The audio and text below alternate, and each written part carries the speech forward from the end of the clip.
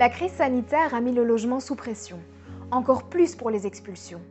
On voit bien que ça s'aggrave et on craint que ça s'accélère. Malheureusement, il n'existe pas de moyen d'objectiver le problème des expulsions. Nous n'en connaissons pas le nombre exact.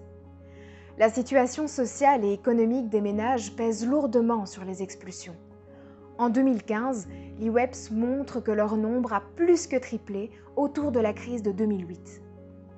Les causes des expulsions sont multiples et vont au-delà du non-paiement du loyer, de l'insalubrité, d'un logement non conforme ou de troubles de voisinage.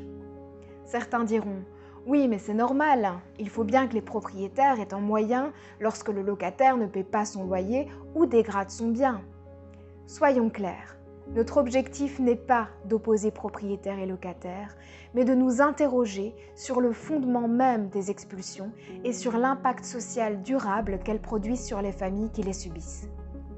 Quelles qu'en soient les raisons, c'est une atteinte grave au droit fondamental au logement et se retrouver à la rue n'apporte rien à personne.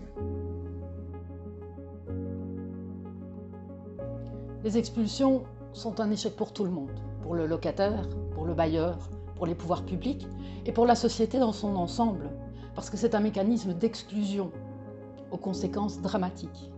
Chaque expulsion est un drame humain.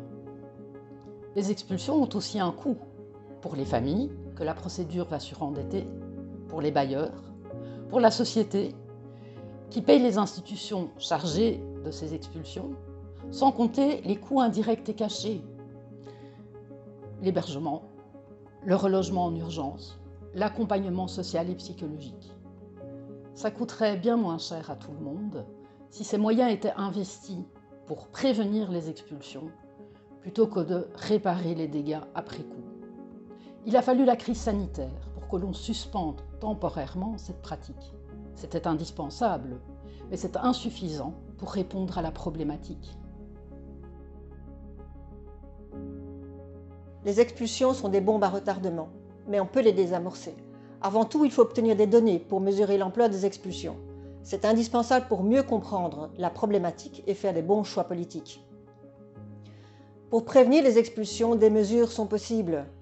Par exemple, une allocation de loyer ou un fonds public de garantie des loyers. Nous voulons la fin des expulsions sans solution de relogement. Nous voulons un logement pour toutes les personnes sans abri. Nous voulons plus de logements publics. Nous voulons des logements dignes, salubres, abordables et adaptés aux besoins des familles et des individus. Rejoins-nous à la manif du 28 mars à Bruxelles. Mobilisons-nous pour inverser la vapeur.